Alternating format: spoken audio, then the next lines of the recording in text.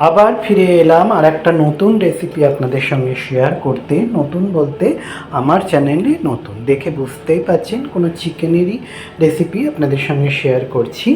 আর Sonu recipe চ্যানেলে সকল বন্ধুদের জানাই স্বাগত।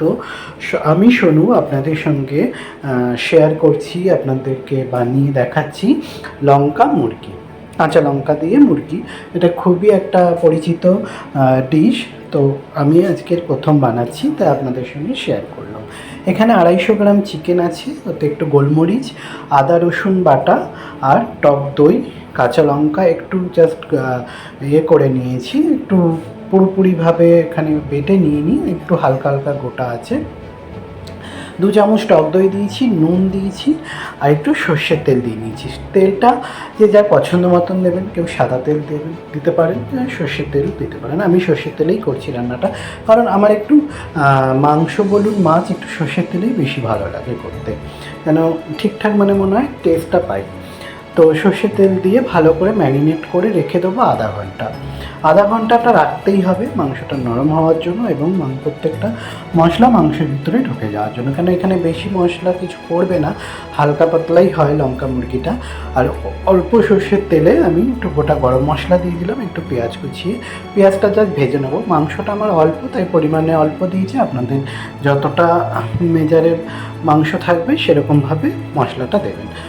পেঁয়াজটা একটু বাদামি হয়ে আসতে ম্যারিনেট করা মাংসটা ঢেলে দিলাম, দিয়ে ভালো করে একটু কষাবো ঢাকা চাপা দিয়ে। মোটামুটি মাংসের জলটা বেরিয়ে যাবে। একটু হলুদ দিয়েছি, এটা সাদাও রাখতে পারেন, কিন্তু আমি একটু হলুদ দিয়েছি। দিয়ে ভালো করে এবারে কষাতে থাকবো। কষাতে কষাতে যে জলটা বেরাবে ততক্ষণে মাংসটা সিদ্ধ হয়ে যাবে। আর আমি এখানে একটু আলু অ্যাড করেছি, অল্প মাংস, এর জন্য একটা আলু একটু চারফালি করে একটু ভেজে নিয়ে অ্যাড করেছি। কেউ চাইলে এখানে আলুটা নাও দিতে পারেন।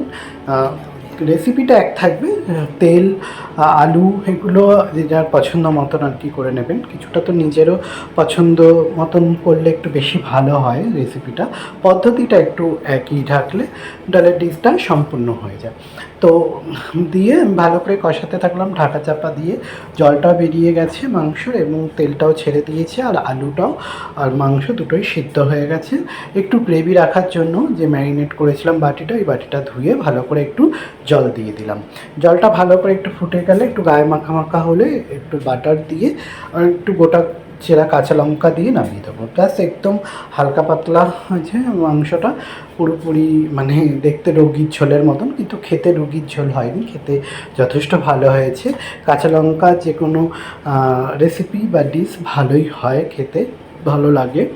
তো মাংস একদম আমার রেডি, এবারে সার্ভ করে দেবো। তো এইভাবে বানালাম হচ্ছে লঙ্কা মুরগি রেসিপিটার নাম। এটা ইউটিউবে খুবই একটা পরিচিত রান্না, নানা রকমভাবে অনেকেই বানায়। তো আমি এইভাবে বানালাম, আপনাদের সঙ্গে শেয়ার করলাম। রেসিপিটা ভালো লাগলে বানিয়ে করে খাবেন, আমাকে জানাবেন কমেন্টে কেমন হয়েছে।